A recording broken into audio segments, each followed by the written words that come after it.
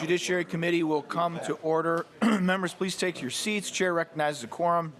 Members, we've got two bills on the agenda today. The first is a holdover from Monday, House File 998. We'll be going over, and we've been going over our Omnibus, House File 631. 998, that's not right.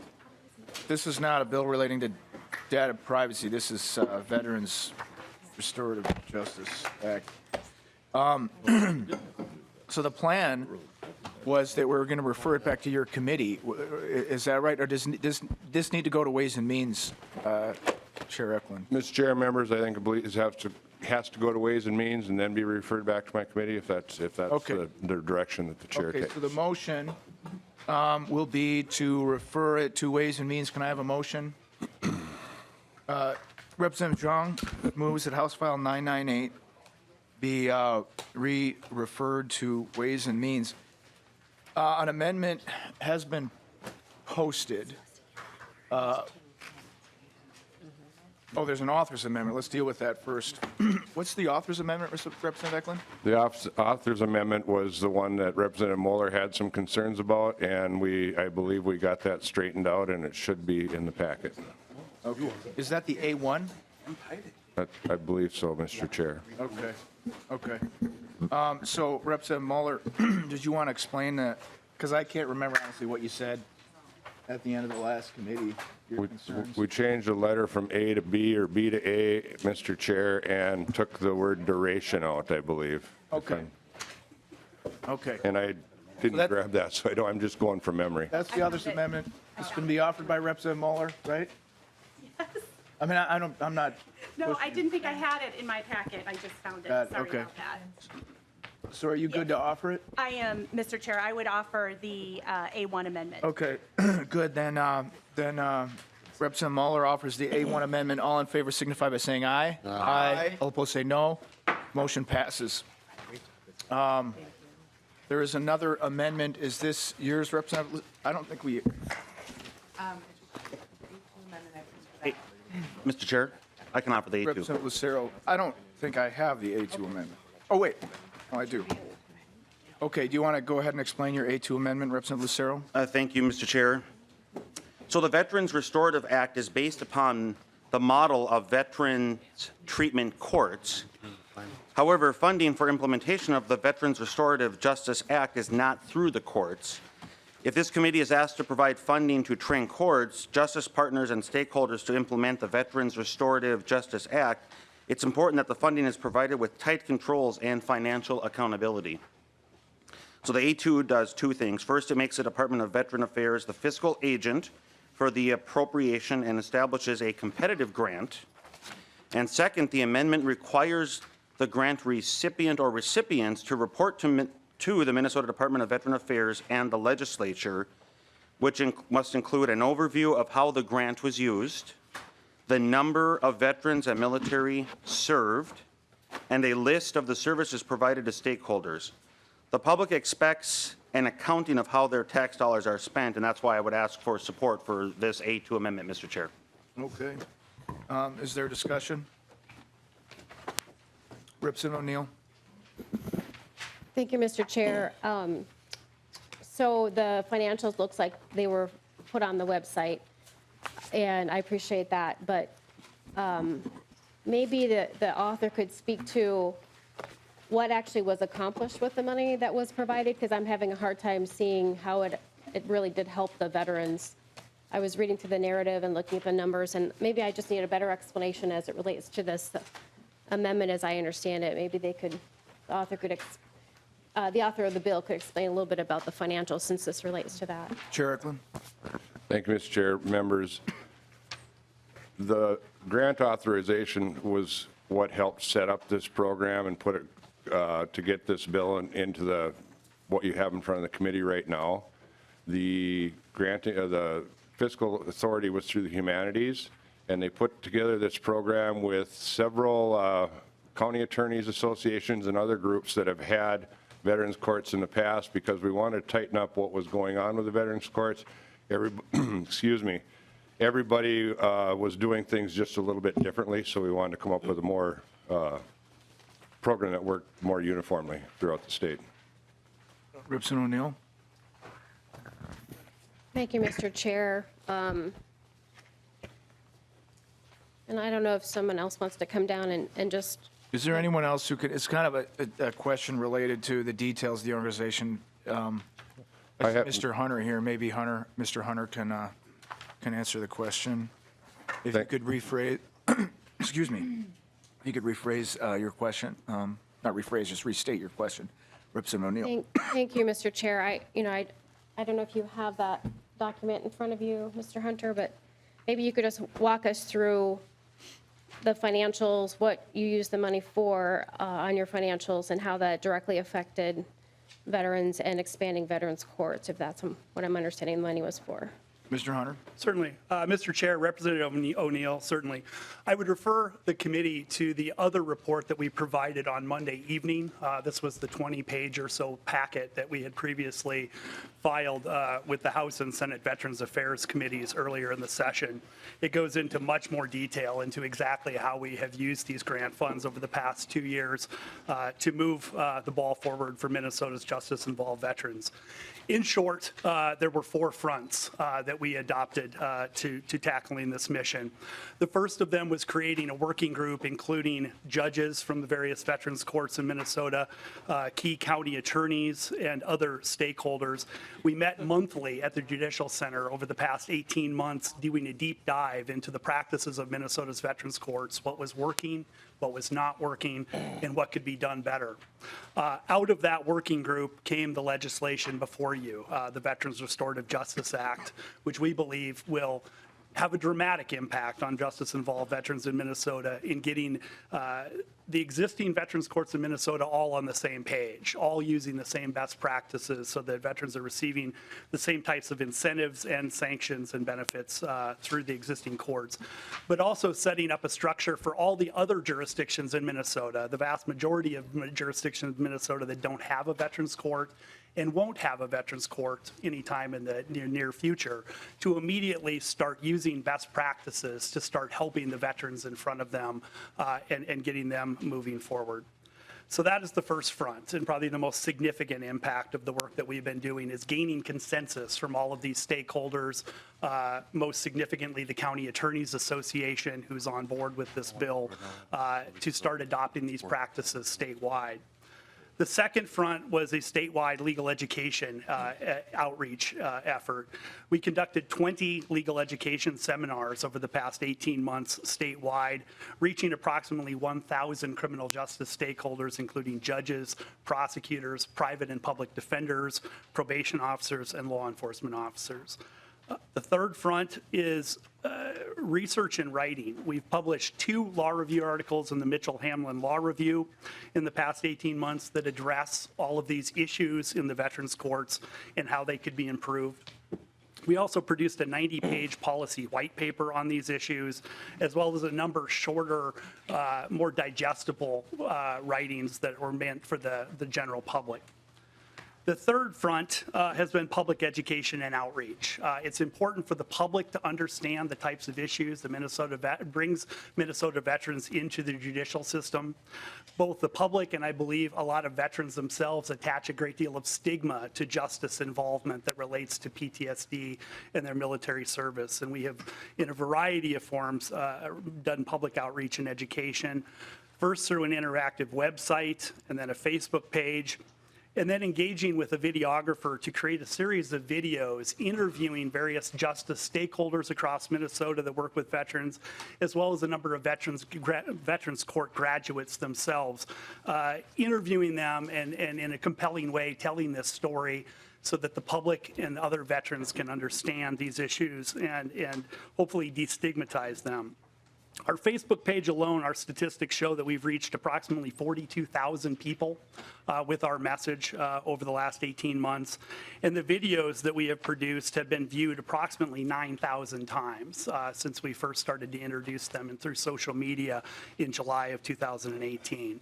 We have additional videos in the works right now. We are working with the Hennepin County Veterans Court to produce a video that will be used to show to veterans who are potential candidates for the Veterans Court program so that they understand what this is about, to hopefully educate them and incentivize them to participate in the court. And we would anticipate that once that video is completed, we would share that with all of the other veterans courts across the state so that they have that same tool to help recruit what are sometimes reluctant veterans to come into their program. I'm open to any additional questions you may have. Representative O'Neill. Thank you, Mr. Chair. So I'm actually looking at the financial statement that was provided. And out of the $250,000 for the grant, it looks like about $140,000 was for payroll. I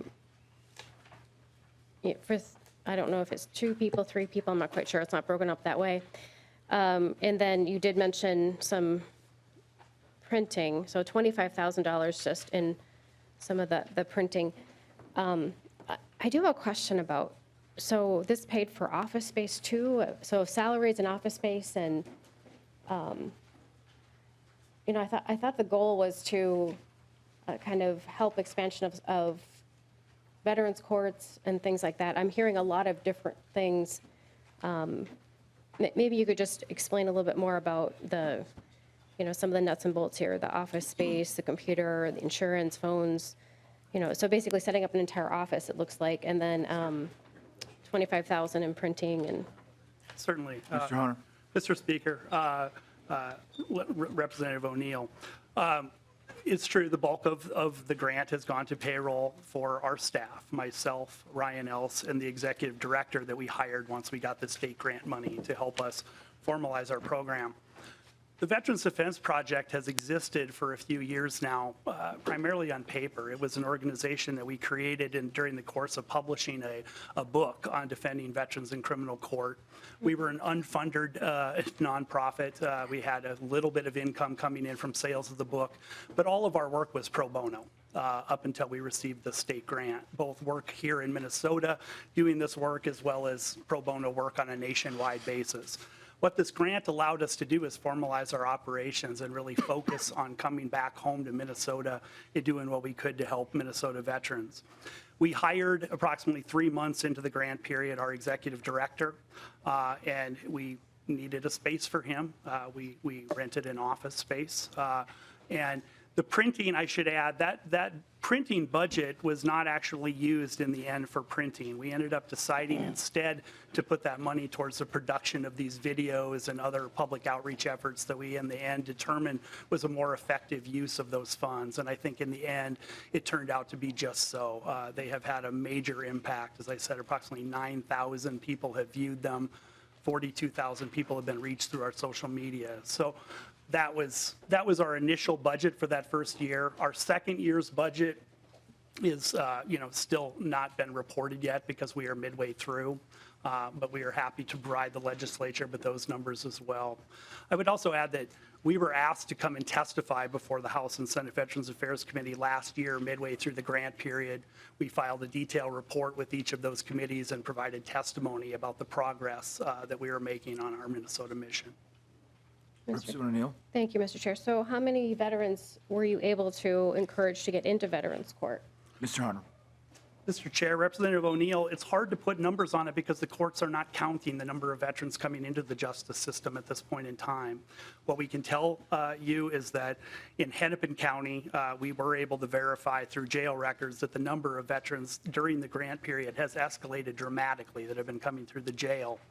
At the same time, we found that initially the number of veterans in the Hennepin County Court had been declining. That is the clearest numerical evidence we have of trends that anecdotally we believe have been happening all across the state.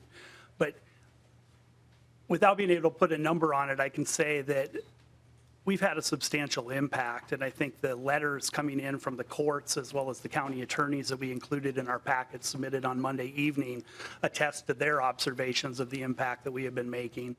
And this bill before you I have no doubt will have an immediate impact because, again, it brings all of the existing courts in the state onto the same page. Existing veterans courts using best practices, but empowering individual judges in jurisdictions that don't have a veterans court and may not have a veterans court for some time to immediately start implementing these best practices and doing better by the veterans coming before them, and paving the way for hopefully the establishment of veterans protocols and eventually veterans courts in those jurisdictions over the next few years. Mr. Hunter, I'm looking at the report that your executive director filed in July of 2018 related to this question that noted that the number of veterans referred to veterans courts, veteran treatment court, have plummeted. In fact, it was down by half in Ramsey County. And that was accounted for based upon the pulling out of the public defenders, I think was the explanation that was given, that if public defenders are not in the veterans courts, then there's less usage of the veterans courts. Is that accurate? Mr. Chair, that's exactly right. What we found when we started our working group and started talking to the various stakeholders around the state was that there was declining buy-in by key stakeholder groups, particularly the public defenders, who saw this disparate treatment of veterans in the various veterans courts and were growingly concerned that they weren't really doing what veterans courts were intended to do. So the state public defender pulled all of the public defenders out of the state's veterans courts in 2017. And with that, support started to plummet and the numbers coming into these courts started to decline because the defense attorneys that would typically be referring them were not referring them. One of the biggest benefits of this bill before you is that it is a result of a collaboration with the state public defender, Bill Ward, as well as the county attorneys to come to a consensus about these best practices. And with the passage of this legislation, Bill Ward will and has pledged publicly in his testimony in committees this session on this bill that with the passage of this bill, he will bring his public defenders back into the courts and they will be fully engaged with veterans in existing veterans courts as well as other jurisdictions across the state. Thank you, Mr. Hunter. Of course, this committee could just tell the public defenders that they need to go into veterans courts as well, I suppose. But go ahead, Representative O'Neill. Yeah, thank you, Mr. Chair. So I actually serve on the advisory board for Wright County for their drug court. And so I'm really trying to understand your role in getting veterans into veterans court, which I think is a good idea. But I'm just having a really hard time connecting the dots because there's so many different, so the judge has an opportunity to recommend, like the chair said, there's other players here that have an opportunity to recommend. I just, short of you saying, yes, we took from social media, we know, or whatever you're doing, getting the word out, but we took X, Y, and Z person and handed them to the Veterans Court. I don't see how you can substantiate the dollars. I don't have the number from me. Is it $500,000 or something total and asking for 800 more? I'm not sure, but I just am I'm really struggling to try to connect these dots. And like I said, I serve on the advisory board for Wright County's drug court, and I know how those folks get into drug court, and there's not a lack of participants that, you know, to come into drug court. So I guess I just am not seeing money well spent, Mr. Chair. I'm sorry, I'm just really grappling with this. I really want to understand this. I really want to see this as something that could be helpful and successful, but I just am not there. I don't know, Mr. Chair. Thank you, Representative O'Neill. The amendment that we're on, excuse me, Representative Lucero, is calling for this, I think, to be an RFP. Is that right? Commissioner shall solicit bids. Is that accurate? Correct. Okay. And can you tell me, Mr. Hunter, have you ever considered going that route, presenting that way for an RFP and competing for who's going to do this best? Well, Mr. Chair, we were never presented with any opportunity to submit an RFP, but we would certainly welcome that opportunity. without blowing our own horn too hard, I can represent that the Veterans Defense Project is a unique organization in the country. There really is no other organization advocating for justice-involved vets nationwide, but certainly not in Minnesota. We would welcome the opportunity to submit a bid against any other organization that might step up to the plate to do this kind of work. We have nothing to hide, and we're proud of the work that we've done. We believe the bill before this committee is cutting edge. Again, not just here in Minnesota, but nationwide. This would take the best of other statutes that recently passed in other states and improve upon it, and would become a national model. I would add that the U.S. Justice Action Network, one of the largest and bipartisan criminal justice reform groups in the country, has taken a specific interest in this bill and has made it one of their Minnesota priorities this session. Their hope is that this bill will pass this session and will serve as a model for similar legislation nationwide. Well, thank you, Mr. Hunter. I wonder, as we were talking about this and as you're describing what the Veterans Defense Project has done to try to bring education and awareness to the issue of veterans, I was thinking about another bill that I got up, which we need to make sure meets deadline, by the way, the Commission on Legislative Data Practices Commission, which I think we can meet for a third deadline, but whatever. And that was an effort by Mary Liz Holberg to bring awareness and work on an ongoing working group to make sure that we correctly address all the data practices issues. And I don't know what the appropriation is for that, but I think we got a half-time FTE or something. Like, Mr. Walls, can you speak to what it costs for us to put together the Data Practices Commission? Mr. Chair, from memory, which is not perfect, I believe it was $136,000 the first year and $134,000 the second year and $135,000 ongoing after that. Okay. All right, so that's for the commission, and that pays all the per diems for the legislators to get together and everything. I think maybe the questions you're asking is just, are we getting our bang for our buck? Is that right, Representative Neal? Okay. Thank you, Mr. Chair. Yes. Go ahead, Representative Lucero. And I'm looking at a letter here that was passed out from the Office of the Washington County Attorney by Peter Orput. I just wanted to draw to members' attention here that this letter in support of the Veterans Defense Project of Minnesota, which we're discussing, he sits on the board, and you can see that listed in the Board of Directors on page 2 of this report. So just drawing that to the attention. Okay, thank you. Chair Johnson? I'll wait till after this amendment. Okay. Any other questions or discussion? Representative Considine. Thank you, Mr. Chair. I guess I haven't heard whether the author is in support or opposition to the amendment. Oh, I guess that's a good question, Chair Ecklund. Thank you, Mr. Chair. Well, this, I wasn't aware that this amendment was here when we came in. The chair and I have had conversations about this. There is a separate funding bill going through on this same project. And I let the chair, Lesch, know last night that I would be interested in looking at this option on that funding bill when it's heard. This bill itself isn't asking for any money. It's just a policy bill. Right, that's fair. And Representative Ecklund, you and I did talk, and I think generally the impetus of what we're trying to do with diversions in this, I think, is probably a good direction. We have promises from the public defender that they'll re-engage on that, which, according to the literature from the Veterans Defense Project, would probably be the single biggest factor in getting veterans back, is just getting the public defenders back in there. And part of me just feels like, why don't we just tell the public defenders to go back into veterans court for free? But that said, it may well be that this is better brought up, Representative Lucero, when the funding piece does come back to us, because we do fund the judiciary, and whether or not we tell the public defenders they got to be in or not. So I'm wondering if you would consider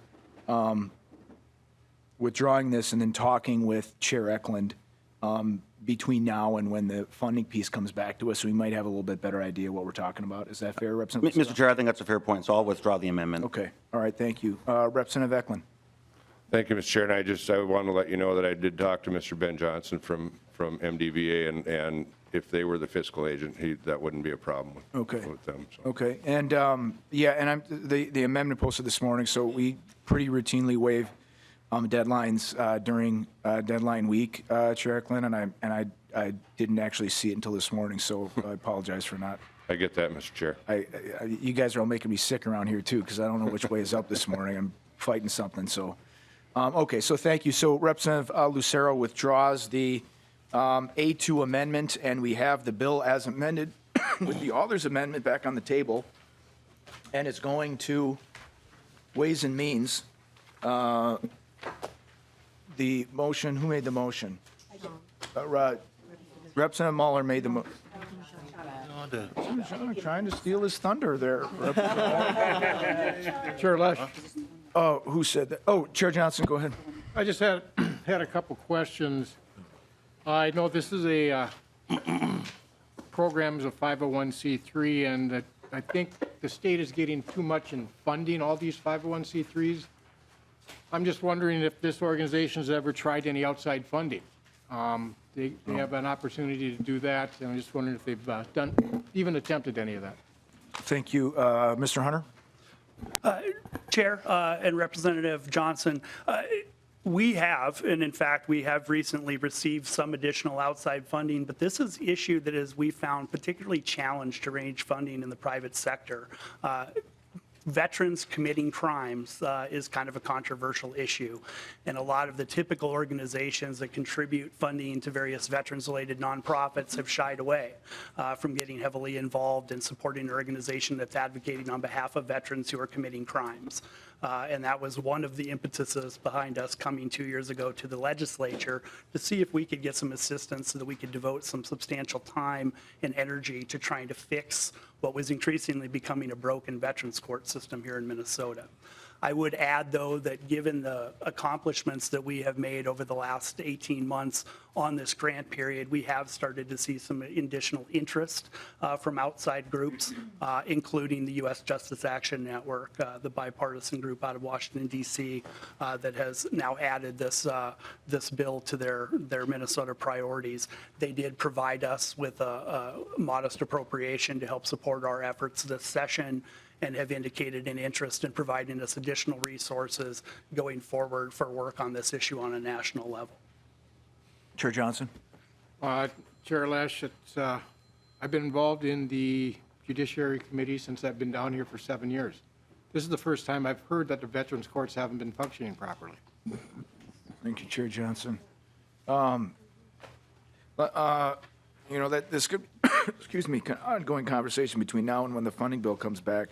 That was why I did ask that one question the other day, just because of the fights that we have had in this committee and when it was public safety over the whole earmark versus send it through. It was always OJP that was really loud about why are you earmarking and why are you not sending these through OJP with oversight. And then once in a while, someone would squeeze through an earmark for something, but then it would fade away after a while.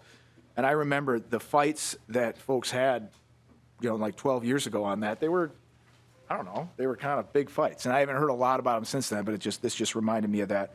Mr. Hunter, is the office space, is that just Veterans Defense Project office space? You only use that for Veterans Defense Project? That office is an additional office in the building in which our law firm practices. We got that additional space when we hired our executive director. And yeah, it is space that is devoted to Veterans Defense Project related issues. Thank you. Are there any other questions from members of the committee? Oh, Chair Considine. Thank you, Mr. Chair. It's not a question. The support and care of our veterans is a basic government responsibility. And God bless the people and charities that step up when we fall short. But this is something that we should be funding and taking care of our veterans. Thank you. Thank you. Seeing no other questions before the committee, then the motion is from Representative Zhang that House File 998 as amended be referred to Ways and Means. All in favor, say aye. Aye. All opposed, say no. Motion passes. You're on your way. Thank you, Thanks, Mr. Chair. Thank you, Mr. Chair.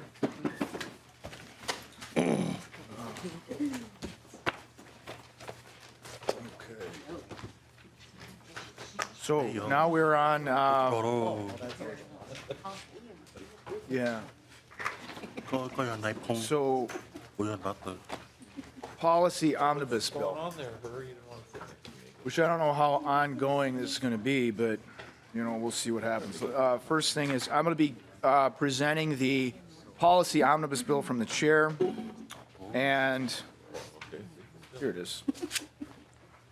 So the chair moves that House File 631. Did we already do the minutes, by the way? No, not yet. Huh? Well, let's just do it now, because we'll forget. May I move the minutes, Mr. Chair? Yes, Chair Considine moves the minutes of March 13th. Any discussion? All in favor signify by saying aye. Aye. Aye. All opposed say no. Motion passes. The minutes of March 13th are approved. Next order of business, the chair moves that House File 631 be recommended to be re-referred to be placed on the general register. Okay. Okay. And if we could, at the beginning, just have. Okay. Oh, right, yeah, because it's got, okay. So, yeah, this is the DE3, this is the omnibus bill, to put that in shape. So all in favor of the DE3, say aye. Aye. All opposed, say no. No. Motion passes. We have the bill before us as amended, and then we're going to have research walkthrough, right? Right. Okay. Yes, thank you. Mr. Chair and members, so we're going to walk through the DE3 amendment, House File 631. There are two articles. The first article is government data practices provisions. The second article is just civil law provisions. I will walk through Article 1.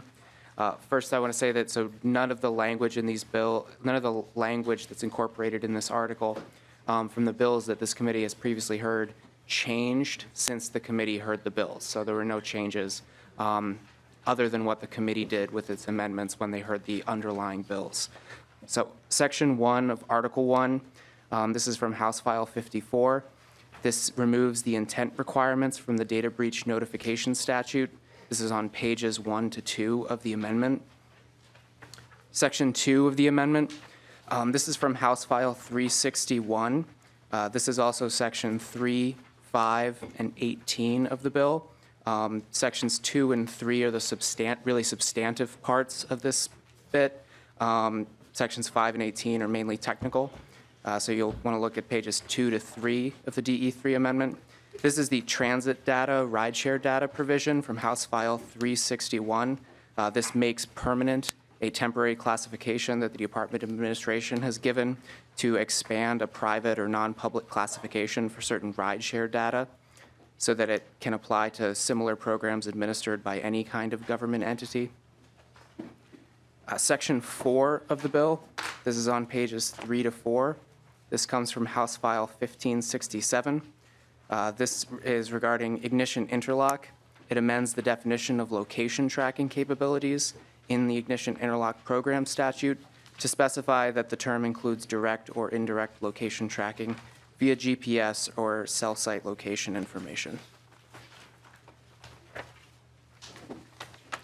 Turning to page 4 of the DE3 amendment, sections 6 through 11. This is from House File 631. So this is the bill regarding tracking warrants.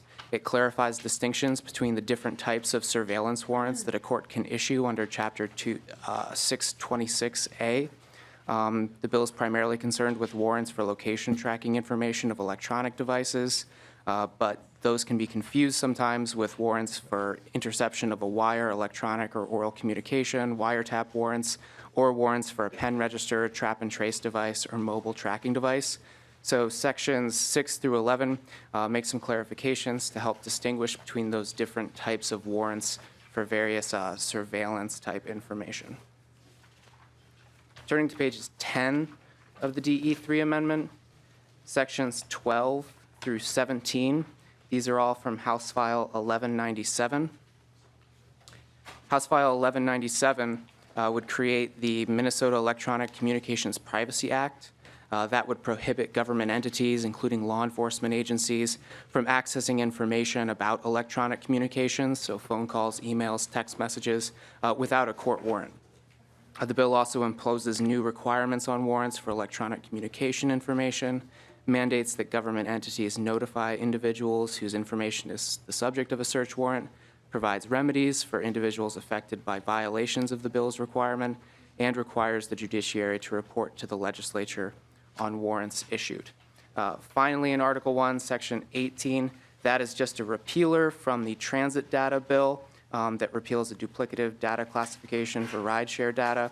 So that section is part of the transit data piece from House File 361. It's purely technical. So that concludes Article 1.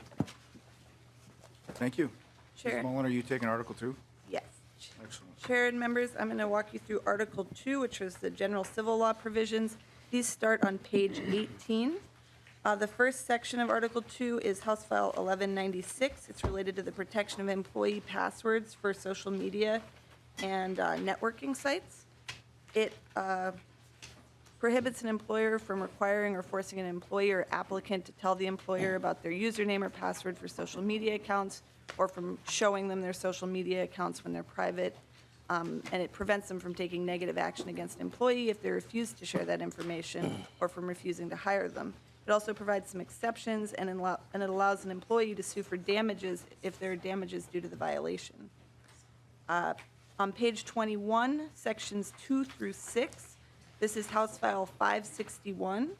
This is these sections relate to non-paternity actions, and it provides standards for the court to adjudicate non-paternity actions. It also harmonizes the time a father has to assert non-paternity. On page 26, section 7, this is House File 1521, and it's sections 7 and 8. They require the court in every jurisdiction in the state to include information about parenting education programs on the court's website.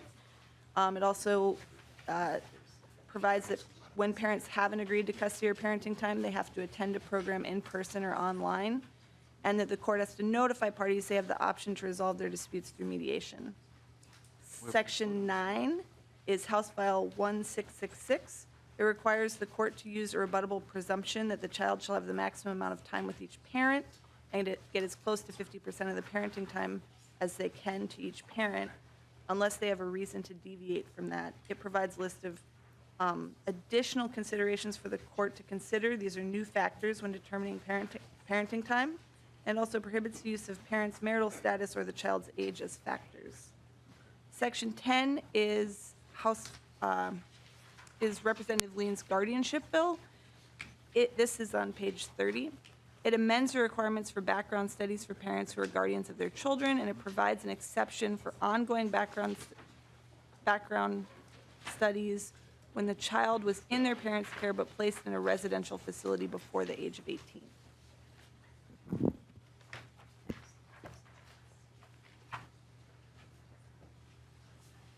Well, so I guess, yeah, so I got one question. Mr. Evans, is Mr. Evans here? Did you work that stuff out that we talked about yesterday? Do you guys think you got like a chord or anything? I want to do the easy stuff first if we can. Huh?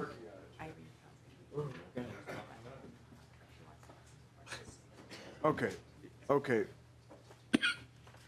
It's the 361 language. Okay, that's fine. Okay, let's just bring down testifiers now. Irene Cow. Oh, you're not going to testify? Okay, we're waving. Ben Feist. Never deny an opportunity to get to a microphone, Mr. Feist. Go ahead. Welcome back to the committee, Mr. Feist. Mr. Chair, members of the committee, Ben Feist, Legislative Director with the ACLU of Minnesota. I just want to give a little bit of an update on the provision around the Electronic Communications Privacy Act. As this committee heard, law enforcement continues to have some concerns with the framework that was presented here. And so we have been trying to set up meetings, which has been actually a little bit difficult given how much work this body has been producing for all of us.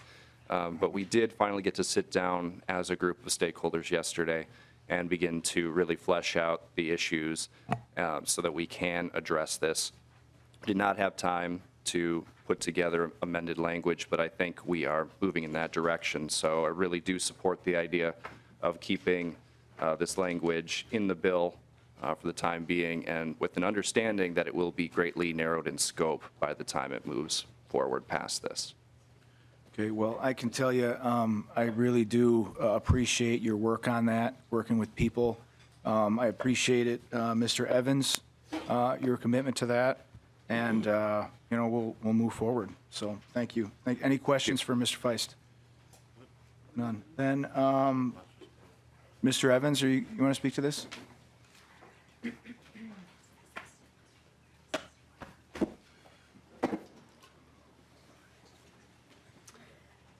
Go ahead, welcome back to the committee.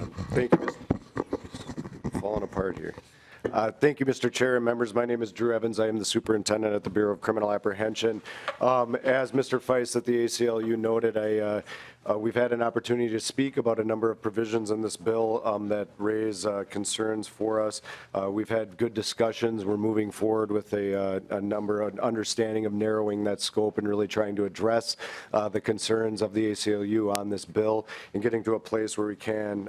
As we've testified previously, there are a number of concerns in particular the electronic communications portion of the bill that would severely hamper our ability to conduct our work at the Bureau of Criminal Apprehension and law enforcement in general.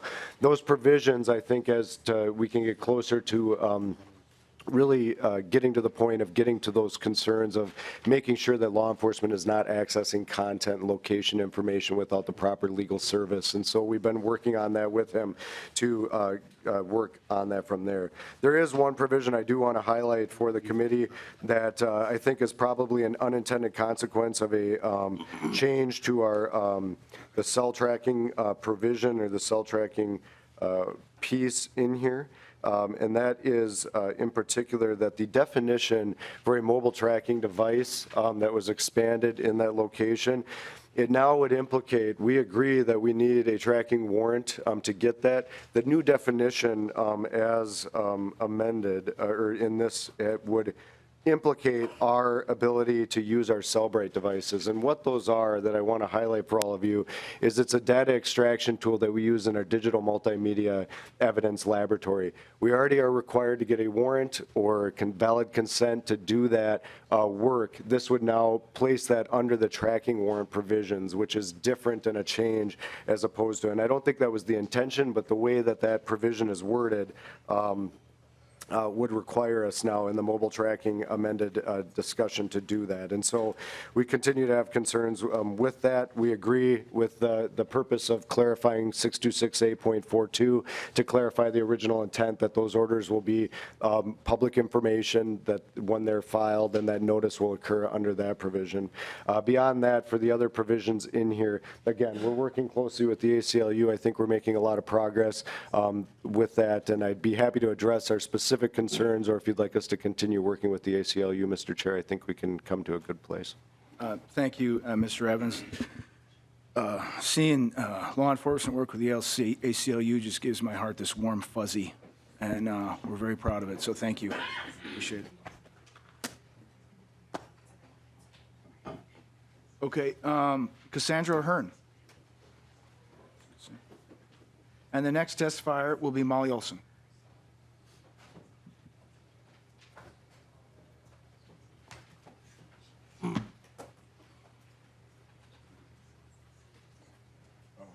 Thank you. Welcome back to the committee, Ms. O'Hearn, and please introduce yourself for the record.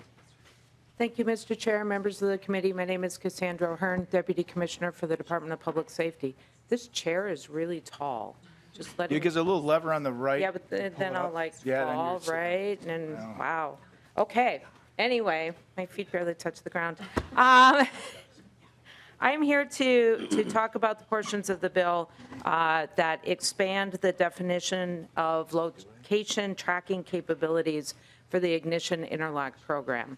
And currently, any location, geographic location device must be obtained by court order. The expansion in this bill adds cell site location information. What that does is that means that an ignition interlock device cannot use cell technology in order to operate. In order to transmit any other type of information, such as recording of the breath sample, if there's been a violation or anything like that.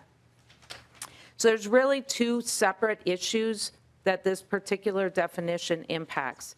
It impacts both the ability to obtain information, location data without a court order, and the department does not, is comfortable with language that requires a court order for any location device that could be created by using an ignition interlock. That's not a concern. What is a concern, however, what the department does not support is the subsequent limitations that by not being able to utilize cell phone information, that means that they cannot provide real-time reporting capabilities. What does that mean? Why is real-time important? Studies have shown, whether it is in child raising or with respect to offenders of any sort, right, that if there's a consequence, there needs to be, that consequence should be provided as close in time to the action. And real-time reporting allows that to happen. That means that if somebody has a violation, that gets reported and action can be taken, whatever is the appropriate action for that particular individual, whether it's suspending a license, canceling a license, whatever the appropriate action is. Without that real-time capability, that action to the license cannot occur until that individual goes in to recalibrate their device. And that is, can be up to 30 days or longer. So a person would have valid driving privileges for that entire period of time after they have had a failed sample provided. And I don't know if that was the intent, but that is what happens here as a result. So this is a best practice. There have been real-time devices used in Minnesota as long as 2011. At this current time, every interlock provider has provided a real-time device for certification. All of the providers but one have had real-time devices in operations since 2016, and the one company has provided a real-time reporting device that's undergoing certification right now. So this would be a substantial step backwards in technology with respect to the ignition interlock. Would impact about 8,500 participants currently, would require the removal of existing devices that work and have worked, and there has been no allegations that their location tracking has been somehow obtained. Again, if somebody wants to obtain that information from triangulation from a cell phone with a court order, that makes, the department doesn't have a problem with that. The department does not obtain any of the location tracking devices and are comfortable with the limitations that are in existing law that prohibit us from doing that. Do I stand for any questions if there are any? Questions Thank for you Ms. your time. O'Hearn. Representative O'Neill. Thank you, Mr. Chair. So I recall this conversation that we had when you were up testifying before, but what I don't recall is that you actually use real-time data. It seemed to me that we had a long conversation about the process of what happens, and I know we have someone here from Ignition Interlock as well, or one of the companies that provide it, and what you were just describing as a hindrance, you don't actually do, isn't that correct? You don't actually do real-time reporting. If there's a violation, then the car doesn't start, they have to go and get a code, or they have to go and get it recalibrated. So I'm failing to understand why this is a problem. Ms. O'Hearn. Thank you, Mr. Chair, Representative O'Neill, and thanks for the question, because that did come up in the last hearing, and I think there is a understanding how the machine works, right? So if I have an ignition interlock device in my vehicle, and I go to the bar and I get drunk and I get into my car and I blow into that, if it will not start. Then there's a period of time, I think it's 15 minutes, that you have an opportunity to provide a clean sample, right? So you can do that, blow again. If it's not a clean sample, I think there's a period of time to do it, and the car will not start. However, if you go home and I come back to the to bar to get my car a day later, I can get into that vehicle, blow a clean sample, and start the car. That failed samples and that period of time that the car did not start, that's the violation we're talking about. And that would not be reported to the department to take action on their license, if that's the appropriate action, or extend the time period for them to be in the program. Whatever is the appropriate action for the type of violation would not get reported until they go in for that monthly calibration. So it is different to do have the ignition interlock device immediately stopping, I can't start my car. But there is no action on your license or your ability to drive, or even knowledge at that point to the department that that violation had occurred, until they go in, and that could be up to 30 days later. Thank you, Mr. Chair. So I also recall in that conversation, and that was different than the testimony that was given earlier, but nonetheless, I also recall that in the ignition interlock program that your department doesn't actually take any action until later now. Is that not correct? When do you actually take action? Do you take action immediately when you find a violation, or does it take a month or 2 months, or at the end of the program? When do you actually take action on someone's license or something else? Ms. O'Hearn. Thank you, Mr. Chair. My understanding is that action is taken upon notification of the violation.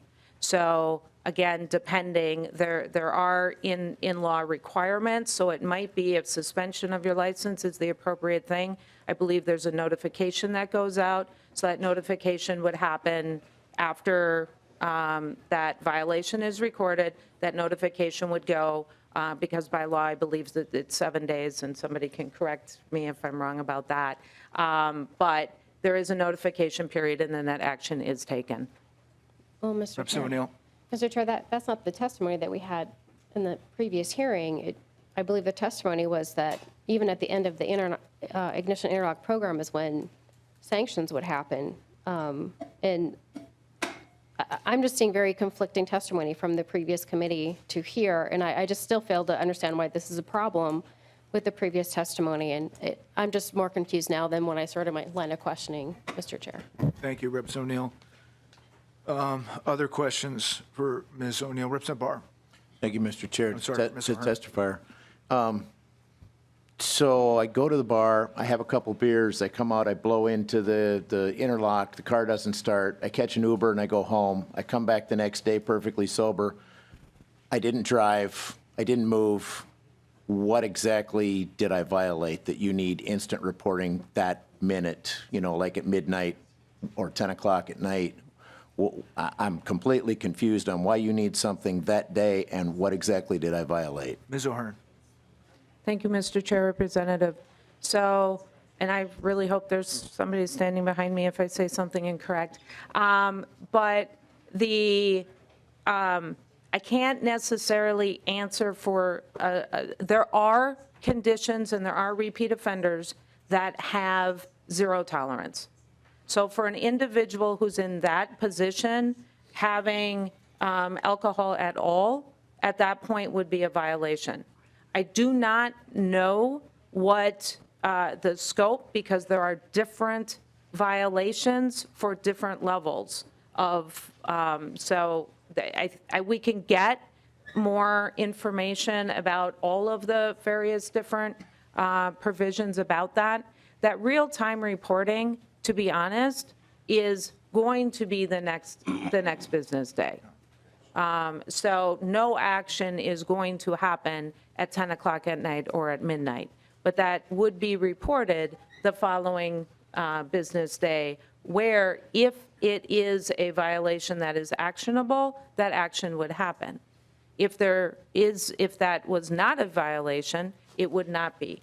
There's also time periods when individuals come in because there have been multiple violations. They meet with evaluators and they want to describe what happened. It is easier, and this happens in practice now, when an individual can do that and say, this happened to me 2 days ago, rather than this happened to me 30 days ago, 45 days ago, whatever the time period is, because it is often difficult at that point to figure out really what is happening either with the device or what is the appropriate action to take given the specific situation. President Barr. Mr. Chair, so you could do a data dump once a day at like 9 o'clock in the morning or 6 o'clock in the morning or something like that on everything. You wouldn't need real-time reporting then, would you? So the real-time Ms. O'Hearn. I'm sorry, Mr. Chair. Thank you, Mr. Chair, Representative. The real-time reporting is done to the manufacturer. The manufacturer does do that data sharing the next business day. But that information that is what real-time does, because otherwise it is held, in my terminology, in a black box. The information is in a black box. If you do not have real-time reporting, if the device itself cannot communicate directly, I know there are manufacturers here and they can talk about their devices much better than I can, but the way that the device communicates with the manufacturer is through cell phone technology. Otherwise, it is held in a black box. And then once a month, that interlock participant needs to go to have that black box, all the information in the box dumped. And that is the monthly. And as far as, again, the workings of the machine and how they do that, I believe that there are others that can testify to that, as they have been performing that for a number of years. Mr. Chair? Representative I just want to make one quick comment to that. So the use of technology through a cell phone tower, for example, is a completely separate event than collecting somebody's geographic location. So for example, I could call Representative O'Neill right now from my cell phone and it would use cell phone towers, but Representative O'Neill is not going to know my location through GPS technology. So there's a distinction there. So as I mentioned previously when this was before us, real-time reporting can be uploaded and yet still not collect a person's GPS location. So just an important point, Mr. Chair. Thank you, Representative Lucero. Representative Barr. Good. Okay. So this real-time reporting, Ms. O'Hearn, does real-time reporting involve the transmission of location information? It does not, Mr. Chair. Okay. So then Section 4, you shouldn't have a problem with, right? The way that Section 4 is drafted, it is so broad that it appears to prohibit cell site, the ability to use cell phone transmission for the data, not for the location. Okay. Well, Ms. O'Hearn, this committee has for years had issues with breaching personal privacy items and then making sure we have open government. Those have been two watchwords that this committee has relied on, no matter who's chaired it over the years. And I think if those were your major concerns when you moved in the direction of this GPS business, you would have worked with the committee. But instead, in my opinion, the Department of Public Safety abused its exemption from rulemaking to bulldoze this through. So you'll probably have to forgive some of the suspicion about protests now coming from the department, because there's a little bit of broken trust there. And when it was raised in the midst of that, there was huge pushback from the department at that time too. And I still have a little bit of heartburn over that. So I see you down here, you're doing your job, I appreciate that. But folks on the committee remember that. So Representative O'Neill. Thank you, Mr. Chair. To that point, I remember that conversation very well, and I remember the department actually coming and justifying the fact that they should have location tracking so that, God forbid, there's a child in the car when someone is intoxicated, they should be able to jump in and intervene. So we've come so far afield from that conversation. And then, you know, I just did a quick little sidebar with Mr. Cohen. Actually, it was Ward Inus that represents Mr. Cohen, and saying he might even want to come down and testify and just set the record straight, because much of the testimony we heard is not what really happens today. And I think it's important we understand what does the department actually do today. And we got a little bit closer with the conversation back and forth, but it's important for us to actually make decisions based on the reality of what's happening. And I think you got a lot closer by just asking that very pointed question, but if you'd like, Mr. Cohen could come down and actually set the record straight, since he's the manufacturer of the device, knows exactly how it works and all of that. But I just want to mostly point out the fact that when we had this conversation before, the department actually justified their stand in actually getting that location tracking information. And so that's why the pushback, and I appreciate you bringing that back up too. Thank you. Any other questions for Ms. Ahern? Thank you for your testimony, Ms. Ahern. Thank you, Mr. Chair. Next, where's that list? I think I probably took it from you. I bet. There was one more. Oh, it was Molly Olson. Molly Olson, are you going to come and testify? There you are. I like the hat and the bling. Looks great. Thank you. Welcome back to the committee. Thank you, Mr. Chair and committee members. I am here just to ask once again your support for the equal shared parenting provision in the Omnibus bill.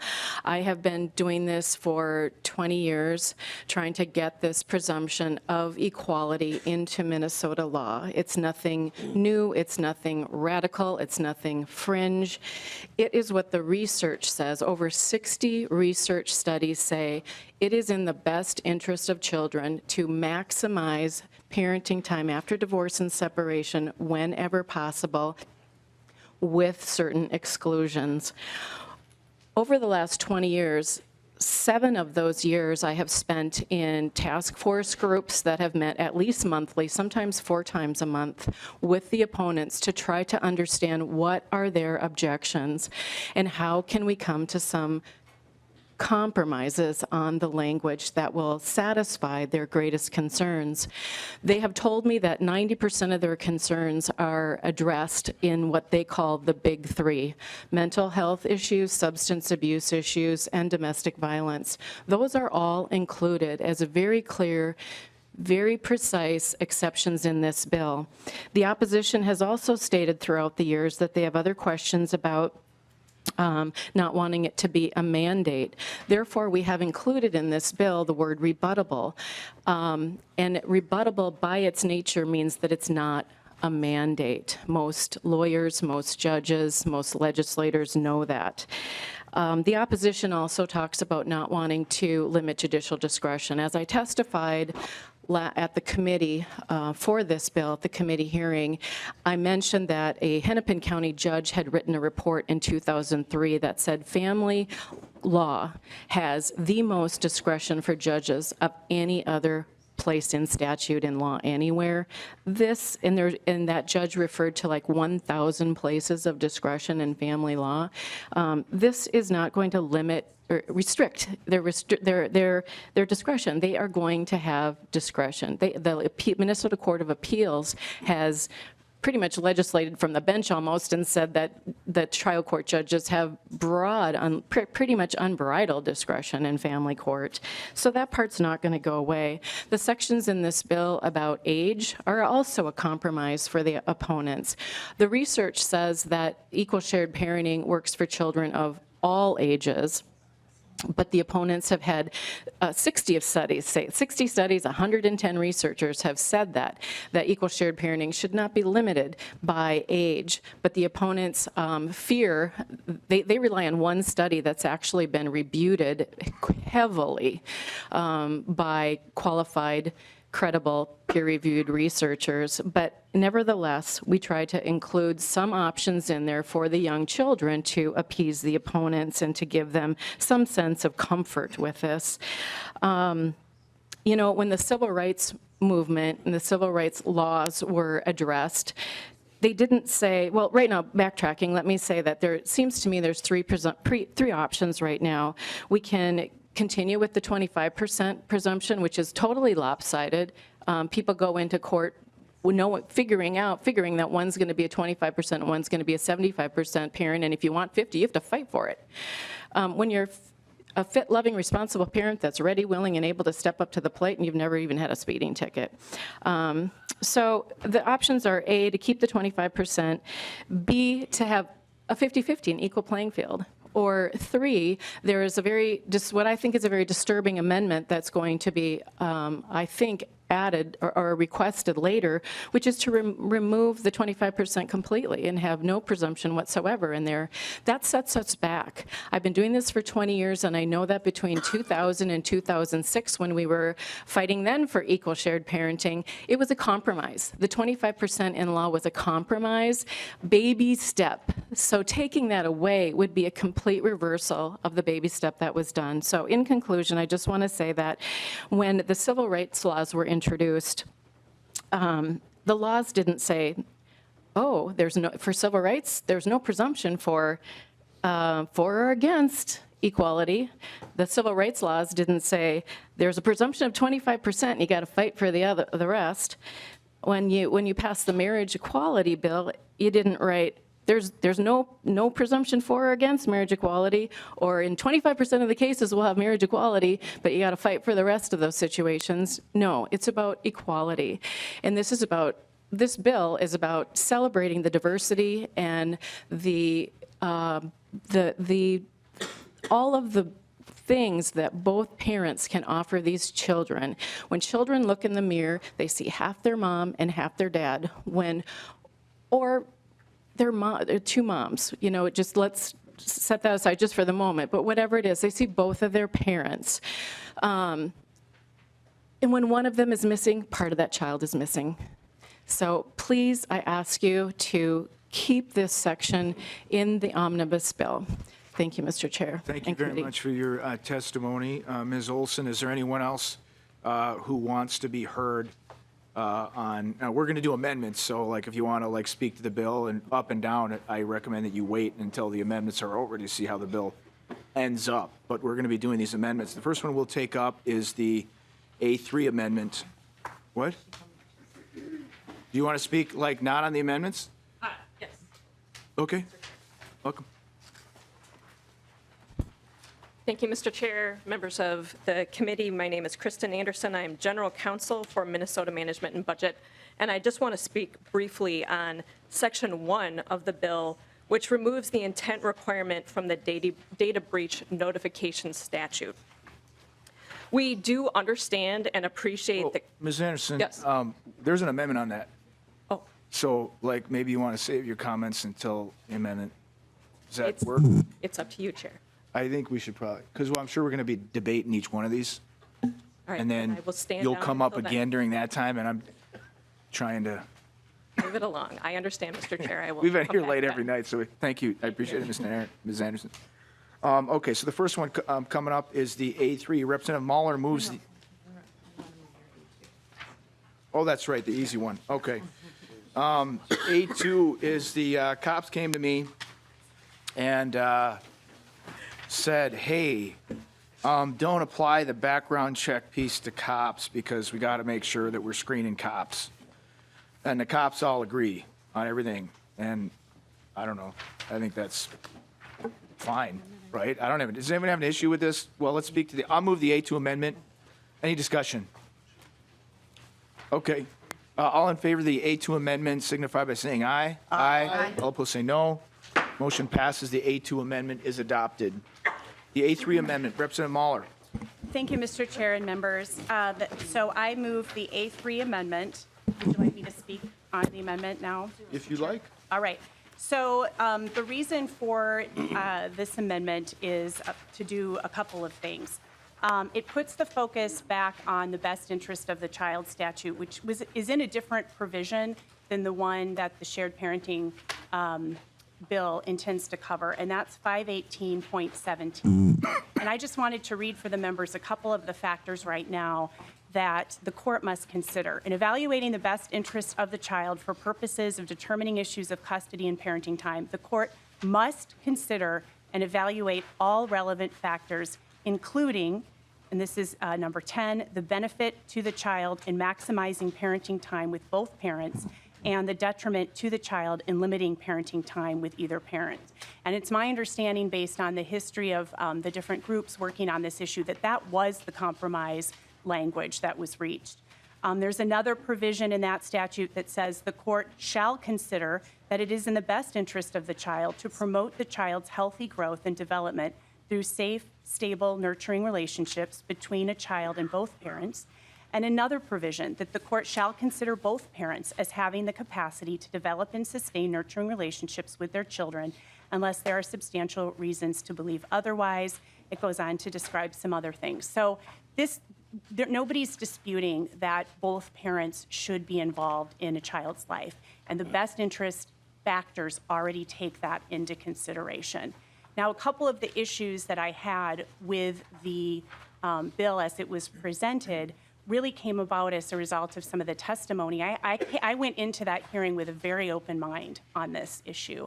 And when I heard, especially from the domestic violence MCBW, that they had concerns with this, and here's where that concern is. If you look at the bill on line 29.5 on page 29, in order to rebut the presumption of 50-50, a person has to establish by clear and convincing evidence, and then down on line 29.14, domestic abuse. And as the testifier explained at the last hearing, the problem with that is if a person gets an order for protection, that is received by a preponderance of the evidence standard, which is a lower standard than the clear and convincing evidence. So someone could have an order for protection against their partner, and then that is still not enough to rebut this clear and convincing standard, and I feel like that will have a chilling effect on victims. I also had concerns with line 29.7 through 29.9 related to mental illness. And that provision says that a parent has a mental illness that was diagnosed by a licensed physician or licensed psychologist. The mental illness endangers the safety of the child based on the opinion of the licensed physician or licensed psychologist treating the parent. And the problem I have with that provision is not the intent of what it's getting at, but the fact that we're violating the patient-client privilege. We talk a lot about privacy in this committee. We talk a lot about privacy, and that is very concerning to me, that mental illness provision. Now, I understand we had passionate testimony on both sides, of this issue when we heard this in committee. And some of the things that I heard were that even though this 2575 that's in statute was meant to be a minimum standard, it sounded to me from the testifiers that courts were actually applying it as the basis, 2575. And so that was the intent of taking out that language here. Another thing that we heard was from a number of men who said they had been in unmarried relationships, and it seemed like the courts were assuming that because parties were not married, that somehow should be held against them, and that's wrong, and that's why we included language to that effect in the amendment that we're offering. So in this bill, or this amendment, by eliminating the 25% language, leaving everything in the best interest standard, which does encourage and says the court shall consider that it maximize time with both parents, I believe that this is the best way to address the issues raised. Chair Scott. Thank you, Mr. Chair. And Representative Mueller, one of the things we try to do around here is when we have a problem with somebody's bill, we come to them and try to work it out. And so I really wish that you would have done that. And I understand you're new and all that, and I'm appreciative of that. There's not any of those issues that you brought up that can't be worked out. And I just want to say that, you know, this is one of the reasons that I came to the legislature. I shared that in the committee hearing that evening. This is an issue I care deeply about. And I was part of that so-called compromise group. I think the bill has been on the books now. The new best interest standards have been on the books for 4 years now. And let me give you a little backup, a backstory about that, the commission that we were on. There was supposed to be follow-up on with the courts to educate them on these new best interest factors. And the subcommittee that was supposed to take that up never did a thing. So here we are, 5 years later, and things are not changing in the courts. Some of the people that you heard from the other night had freshly gone through the court system, and nothing has changed.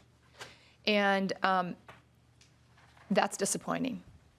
And I know that I've seen the family law attorneys in that section of the bar. I've seen them lurking around the Capitol, so I know that they've talked to many of you. And so we have a decision to make here. First of all, I will oppose this amendment, and you may very well have the votes to pass it. We're missing a member today. But I will say this. Around this place, we listen an awful lot to lobbyists and paid people. And we don't do a lot of listening to the citizens of the state of Minnesota. And when they're hurting, we tend to ignore them. And this is an issue that speaks volumes about that. And we have a bunch of people that come down here, take time away from their jobs, because this is something that an injustice that they see that needs to be corrected. And I guess I would ask Ms. Olson, if it's okay with the chair, to come back up and have comments, or maybe you're planning to do that anyway, Mr. Chair, comments on this amendment. But I'll leave it at that, and I may have comments later, Mr. Chair. Thank you.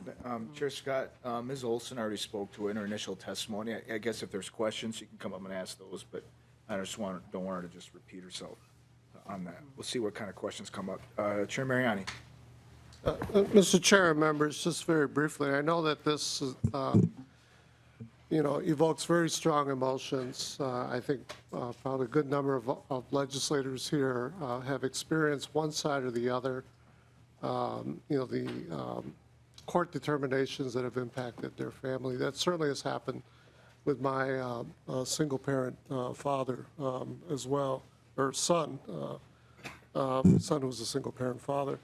But very quickly, I just for the record, Mr. Chair and Representative Scott, I am tipping my hat to you in terms of the emotion, but frankly, the statement that this legislature does not listen to the citizens of the state of Minnesota is just false.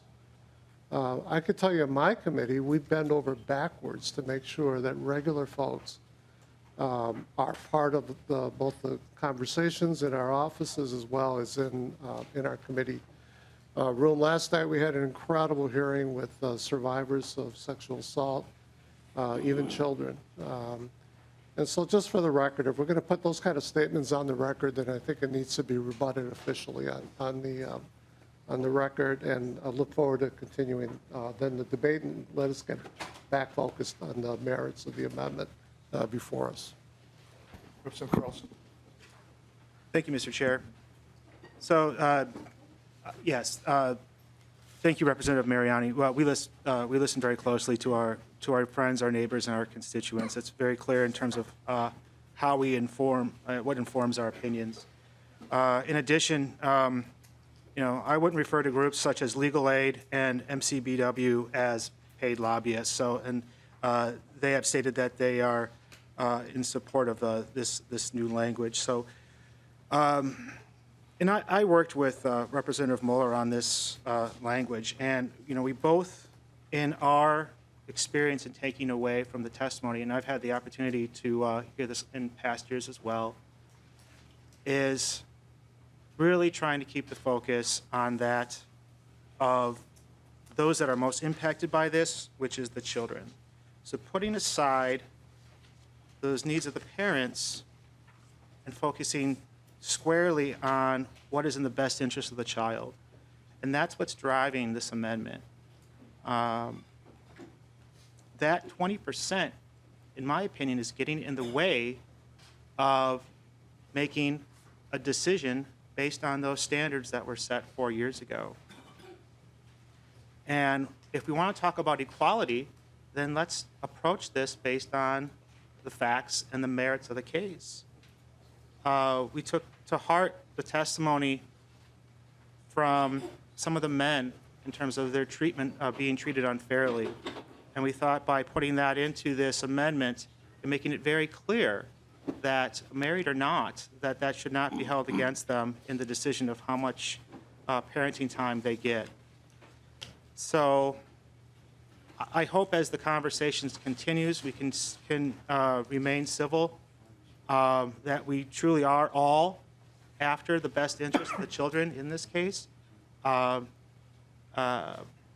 I look forward to hearing the comments of others, but please, if we can really work at crafting a piece of legislation here which truly does, which is a very highly charged emotional issue, and focus on what is truly in the best interest of the children and put aside our personal experiences and those of what we've heard from others and what really is in the best interest of Minnesota's children, I think we can reach an agreeable outcome. So I'll stop at that. Chair Johnson. Chair Lesch, members, I had to serve the papers. I had to go and take the kids away from their dads and bring them to their moms. Because that's what the order said. This amendment takes away that minimum of 25% for the father. And all the studies have shown that children are much better off with a mom and dad in their lives. Before we went to 25%, I don't know how many men had zero custody. They got visitation once every 2 weeks for a weekend. The 25, by moving it up to a minimum of 25%, they had more time with their kids. When you go back to zero, now the kids are put in the middle of the battle. It's not in the best interest of the kids. The children is the most important thing that we want. And by starting in the middle, everybody knows where it is.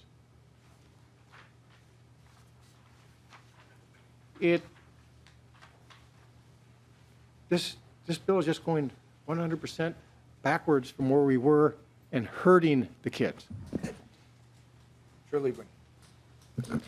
Thank you, Mr. Chair and members. I'm speaking in support of the amendment, but I want to make a few comments, and then I'm going to see if perhaps Representative Mueller would incorporate a change to her amendment as we proceed here.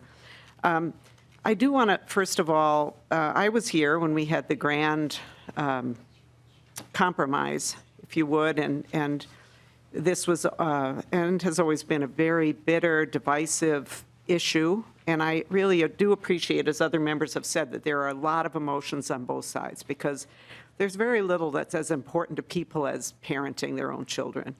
And we can all appreciate that. The thing, though, is that we, as I recall, after the grand mediation, and I was not on the task force, but I was following along with it pretty closely. I appreciated all the time that was put in by the people who did, including Chair Scott. There was a compromise that, as I recall, passed off the floor of the House, I think unanimously. And that was the language that we have now, current statute, that attempted to put the needs of the child first with due recognition that the best interests of the child really where both parents are reasonable, competent people does involve having parenting time with both parents. So, I appreciate all this emotion around this issue. And I do want to say, as I said back then, that I actually am a child of divorced parents, and my dad got custody. And this was many, many years ago. My mom had a mental illness, which, by the way, was never diagnosed. So this provision, had my parents been under the provisions of this bill, this would not have stopped my mom from getting custody, because she had an undiagnosed mental illness, and it was a damn good thing that my dad got custody, by the way. And he did the best job he could, and this was, of course, way back in the time when dads really didn't get custody.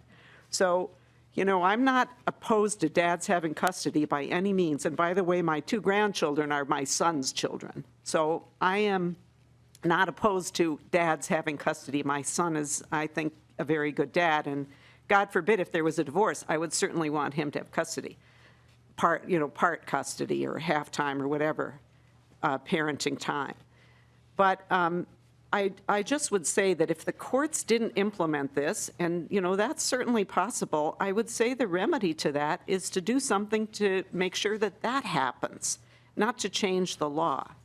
So I think that the bill is, if the problem is that the courts are still showing implicit bias against dads, that is the problem that we should be trying to solve, and trying to educate and retrain our judges to be more fully open to the benefit that fathering brings to children. So I think that is where I would want to go with that. I'm glad that Representative Mariani spoke briefly about this issue about lobbyists. I have to say I have not been lobbied on this at all. And two, there's a dynamic around here that the people who are unhappy with something are the people who are going to show up. I think there are probably many, many other cases where people have been in court under this law that's only been in place for a few years, and because things probably worked reasonably well for them, they're not mad and they're not showing up. So, just because, there are some citizens who are coming here to tell us about their bad experiences does not mean that it's all on that side. And that's just the dynamic of the way it works around here generally. I don't think this is about lobbying. I want to respond briefly to something Ms. Olson said, that this is about equality and so on. This law does not say moms and dads. It talks about parents. And so this is a different thing. I grant you there may be still implicit bias against men in divorce court, in parenting. We cannot, but this bill cannot legislate that away. It is not good for children. We need to address implicit bias as implicit bias. We can't legislate it away, and we need to perhaps address that with our courts and making sure that they follow through with what the law says.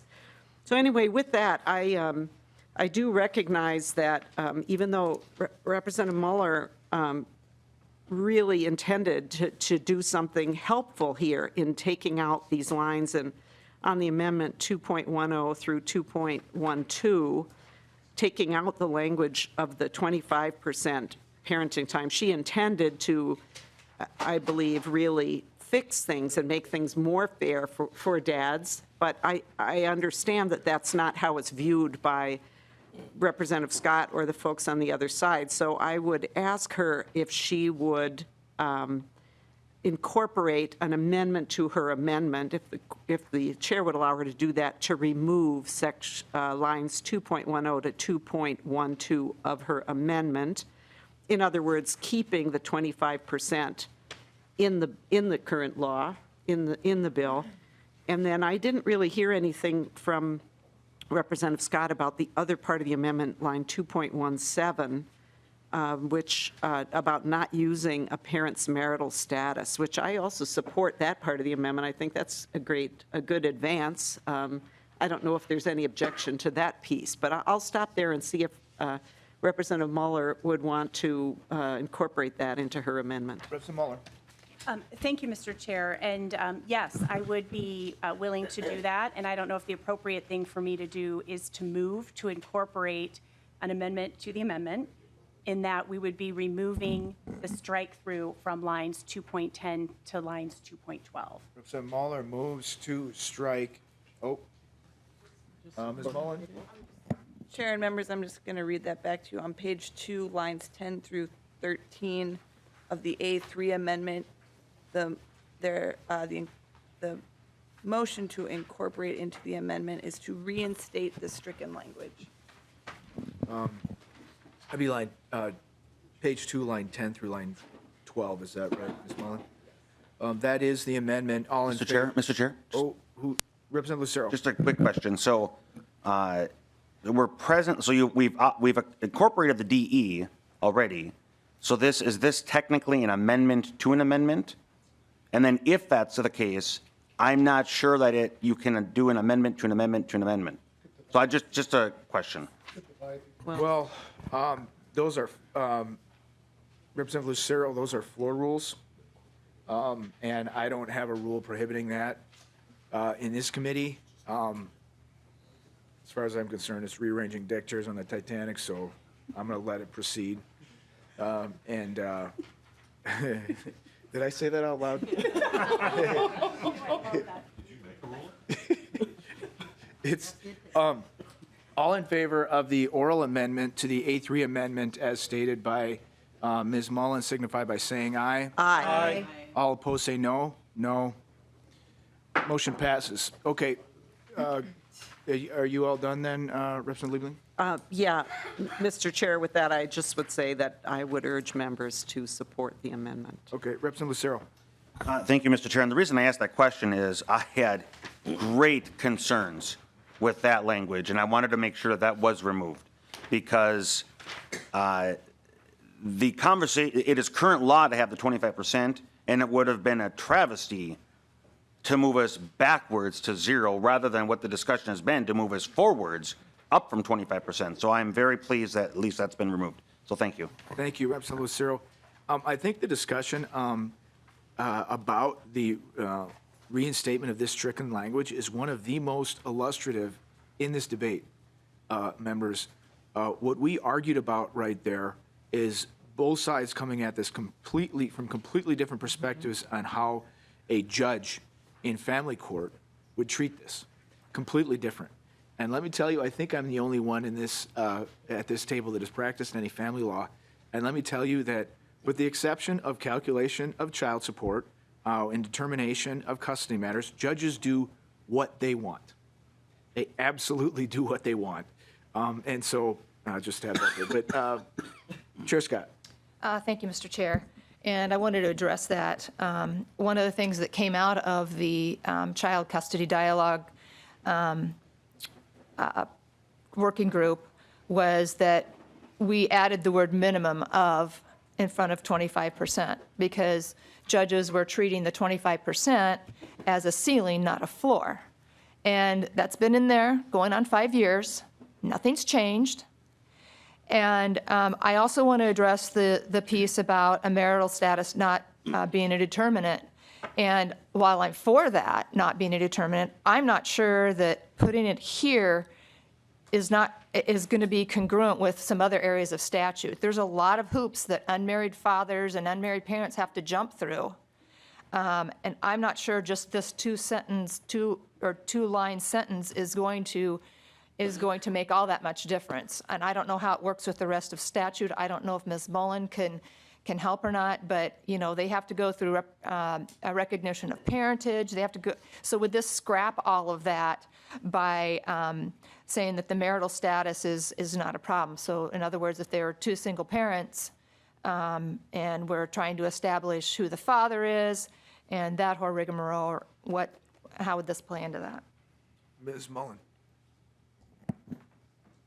Chair and members, I do not know how the court would interpret that. I believe that the author of the amendment stated what her intent is with it, but you might want to ask her to clarify that.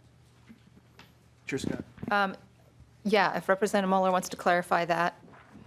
Yes, Mr. Chair, Chair Scott, I had, when I was trying to figure out where to put this, did ask if this was the best place or if it should be in the best interest of the child, if that should be a factor to be considered there.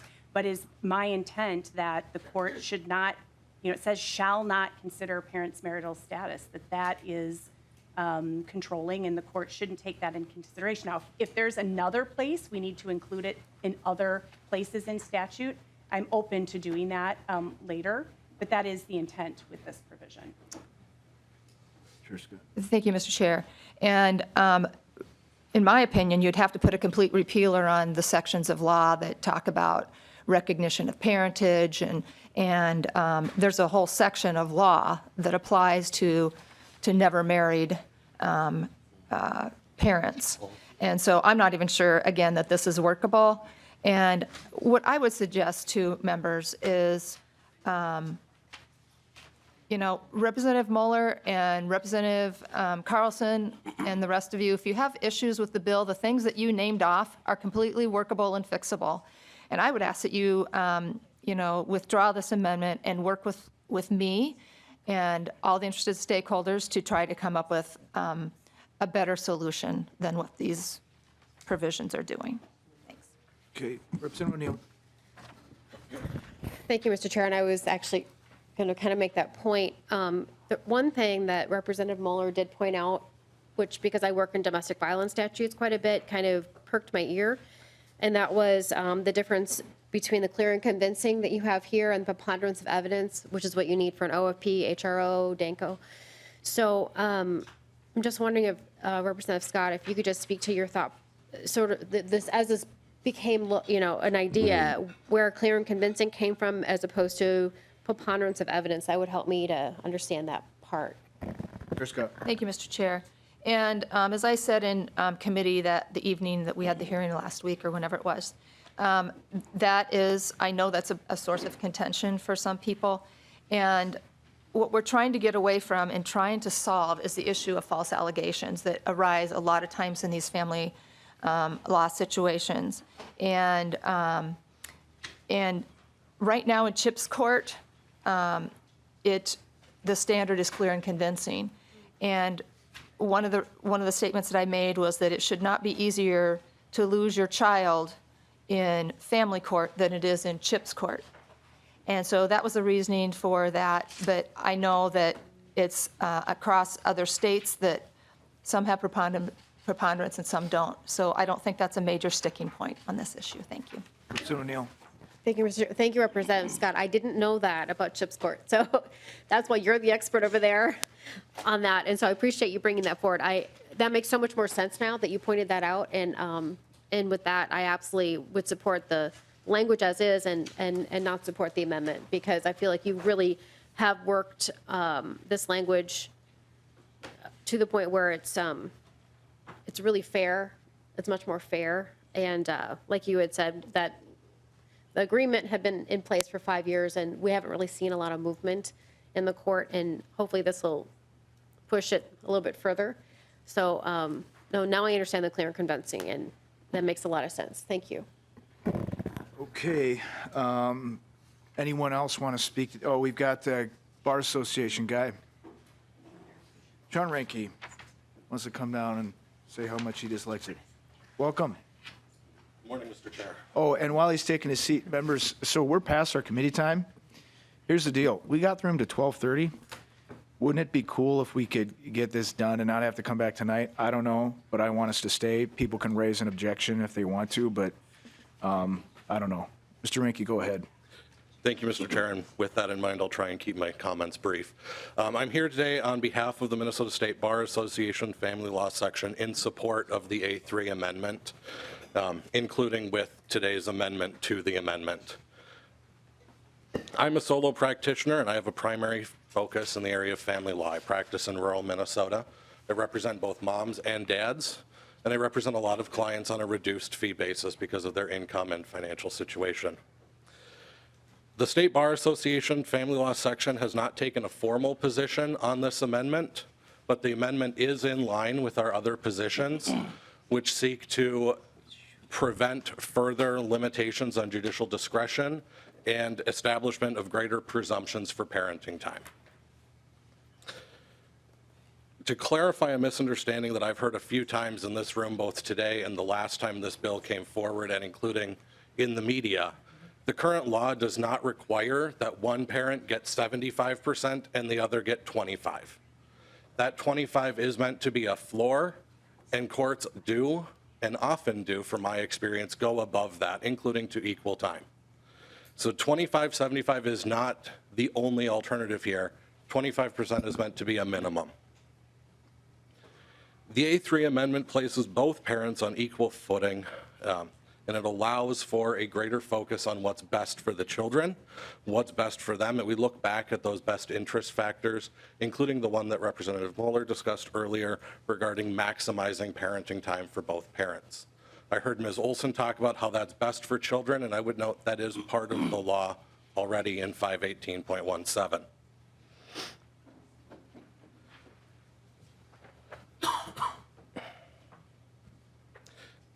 This amendment does resolve the state bar's previously addressed concerns. One of my colleagues was here last week testifying against House File 1666, and this amendment, the A3, addresses those concerns. One thing that I did not hear come up in conversation today is regarding the mental health concerns and the efficacy, whether or not a therapist can breach that privilege in recommending that a parent not have parenting time. We talked about the privacy of the parent, but I haven't heard anything about whether or not that would be a breach of a therapist's code of ethics. And in my opinion, from my discussions with various therapists, it would be. Mr. Rinke, please wrap it up. Thank you. Minnesota has seen a long history of changes to parenting time presumptions. We used to view mothers as incapable of providing for the children, and we always gave custody to dads. Then we switched that around, as Representative Liebling discussed, where we almost gave it exclusively to the mothers. Recently, we've taken a focus on the best interests of the children. The A3 amendment takes that focus one step further and ensures that we continue along that page instead of trying to force children and parents into a statutory one-size-fits-all parenting schedule. This amendment does support... Mr. Rinke, please wrap it up. This amendment does support the interests of the Bar Association, and we'd ask your support for the amendment. Okay, any questions? Brief, if there are any brief questions. Okay. Chair Gonstein, question? No question. Okay. Mr. Chair? Chair Scott. Thank you. If I could just rebut a couple of the comments that were made. This bill is not a one-size-fits-all. There's still plenty of discretion for the judges in here. These are just some new considerations. And if the language surrounding mental health is an issue, let's find a better answer. But right now, I know that people go through evaluations of some sort because the judge has to have something to make his decision on. So there has to be some input regarding someone's mental capabilities. And so whatever, if that's whatever they're using now, let's continue to use that, and maybe we just leave this section out. But we were trying to address some of the folks that were opposed to this legislation when they talked about mental illness. And we know it's a really difficult area to get proper wording for. But we wanted that to be a consideration because that can affect the safety of a child. So I think that, again, rather than throwing the baby out with the bathwater with this amendment that is so sweeping, let's work on the House File 1666. And Chair Scott, we're going to vote on this in about 10 seconds. all right, Mr. Chair. I'm sorry to cut you off, but people want to go. Okay, so 10 seconds. Representative O'Neill. Really? Representative Mueller. Yeah, thank you, Mr. Chair. And I do want to apologize to Chair Scott for not coming to you first. I wasn't sure it was going to end up in the omnibus bill, but I do apologize for not talking about this. And I would really like to work with you further on this, on language. And I just ask that we do include groups like MCBW and Legal Aid in those discussions as we move forward. And Mr. Chair, I will ask for a roll call. Seriously? Roll call's been requested. Chair votes no. Representative Mueller? Yes. Representative Scott? No. Representative Barr? No. Representative Cantrell? Yes. Representative Carlson? Yes. Representative Considine? No. Representative Grosso? Representative Hassan? Yes. Representative Herr? Yes. Representative Johnson? No. Representative Liebling? Yes. Representative Lucero? No. Representative Mariani? Yes. Representative Noor, Yes. Representative O'Neill, No. Representative Robbins, No. Representative Zhang. Yes.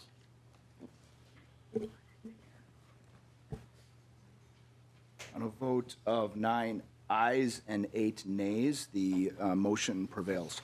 Moving on to the A4 amendment. Well, actually, so there are several members that cannot be here. Chair Lesch. Chair Johnson. Well, I was going to bring up, I know we're about 17 minutes past our time. A number of our members have kids that are visiting our offices today over the lunchtime. Okay.